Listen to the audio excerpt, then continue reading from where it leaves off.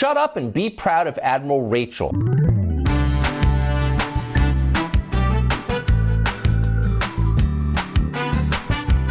I saw this, how to do a double take. I said, what does the military cover for transgender soldiers?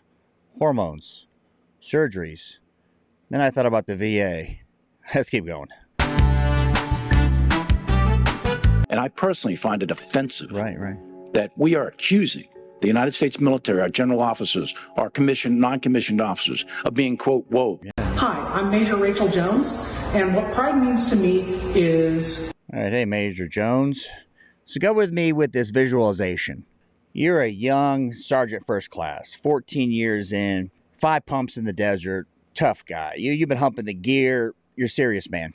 You walk in and see this new major who, of course, is stunning and brave, female, of course, and what do you think? Celebrating that diversity is our strength as a nation and as an army. We engage with different diverse communities based on race and gender in particular. You may say, who is this guy? This is the new general taking over from Milley, head of the Joint Chiefs of Staff. So it looks like it's going to be business as usual. Pride means something very special to me as a LGBTQ individual, and it's a chance to show everyone what we have to offer in terms of the diverse skill sets that we bring and the diverse ways of thinking we bring into the team to make everything work better. All right, so if you had to describe the person, you're, again, the young Sergeant First Class in the U.S. Army. You walk in, you go home to your dependopotamus, and they say, hey, honey, how was work? You say, well, I got a new XO, working this new major, right? Well, what are they like? How would you describe them? Say, well, they don't, PT, I guess, doesn't matter to majors anymore, I guess. Is this boiler, it's a rather large stomach. Is it accepted on any other troop, any other soldier in the U.S. Army?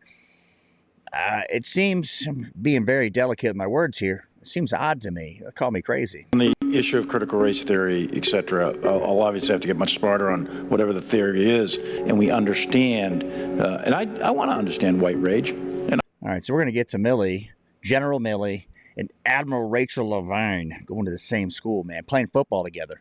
All boys school at the time. I mean, it's outstanding. I'm white. I've read Mao Zedong. I've read Karl Marx. I've read Lenin. That doesn't make me a communist. Belmont Hill is a small private school outside of Boston. So if you haven't seen this, Tucker's on Twitter now. I got an education about the 2 most revered flag officers in the U.S. military. We got an admiral, we got a general. The Navy and the Army going head to head. The people we respect, our leadership. Boston. It's not famous for its athletics. The school's mascot isn't even an animal. It's an 18th century navigational tool, the Belmont Hill Sextons. Okay. Doesn't even make sense.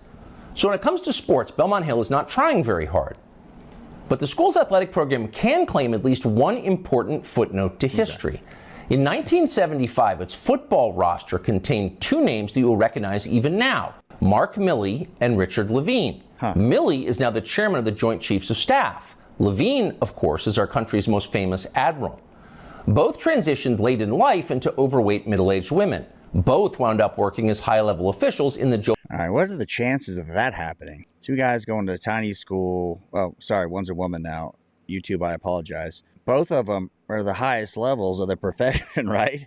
Leadership in the U.S. military, an admiral and a general. Both of them care about the troops. Diversity is our greatest strength. I mean, this is amazing. Biden administration.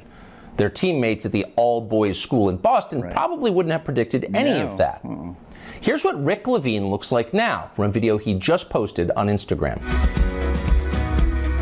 Hello, my name is Admiral Rachel Levine. This one's tough, right? So we got an admiral. Again, the PT standards, I guess, don't matter if you're a certain type of soldier, right, or sailor.